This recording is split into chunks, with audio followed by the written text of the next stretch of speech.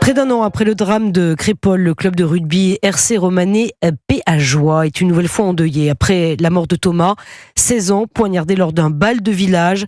Un de ses camarades, Nicolas, est mort lors d'une fusillade à la sortie d'une boîte de nuit à Saint-Péret en Ardèche. Antoine Bienvaux, vous avez enquêté sur cette affaire aujourd'hui. Que s'est-il passé ? Eh bien, il est environ 2h30 vendredi matin devant la boîte de nuit Le Seven lorsqu'un individu vêtu de noir et cagoulé ouvre le feu sur le parking de l'établissement. Plusieurs salves de balles sont tirées. 3 personnes sont touchées, dont Nicolas, 22 ans, atteint mortellement à la tête.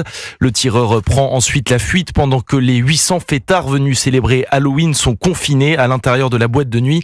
Une scène d'une rare violence, comme l'explique Denis Iglesias, secrétaire national adjoint nuit du syndicat Alliance Police. C'était extrêmement violent. Il y a des témoins sur place qui rapportent qu'ils se sont crus au Bataclan. Donc c'est pour vous dire la violence des faits, surtout dans une petite commune comme Saint-Péret, où on s'attend bien évidemment pas à ce genre de situation. Saint-Péret, c'est une ville qui est plutôt tranquille. L'enquête est en cours pour déterminer les causes de cette fusillade. Des tirs qui auront donc coûté la vie à Nicolas, 22 ans, décédé cet après-midi après plusieurs heures en soins intensifs. Mais ce qui est absolument incroyable, Antoine Bienvaux, c'est que la victime, Nicolas, faisait partie du même club de rugby que Thomas, tué à Crépol après un bal de village. Oui, 1 an après la mort de Thomas, l'horreur frappe encore une fois le rugby club Roman Péage qui a publié un communiqué cet après-midi. Nico vient de nous quitter dans d'atroces circonstances.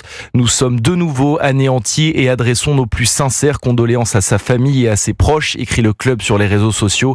Un hommage qui résume la profonde émotion du coprésident du club, Tristan Tardy. On n'avait que très peu d'espoir sur l'issue fatale, puisque de toute façon le cerveau a priori avait souffert. On est dévasté, ça fait 1 an qu'on a perdu Thomas et quasiment 1 an après on perd un nouveau jeune du club. Il va falloir être à nouveau fort et puis assumer pour les joueurs, pour sa famille et puis pour tous ses amis et puis faire face le mieux possible. Tristan Tardy, le coprésident du club, qui ajoute que le club est en contact avec la famille de Nicolas pour décider d'un éventuel hommage dans les prochains jours. Merci beaucoup Antoine Bienvaux. Cette histoire est absolument ahurissante. On va en reparler avec Alain Bauer, professeur de criminologie, juste après ce journal.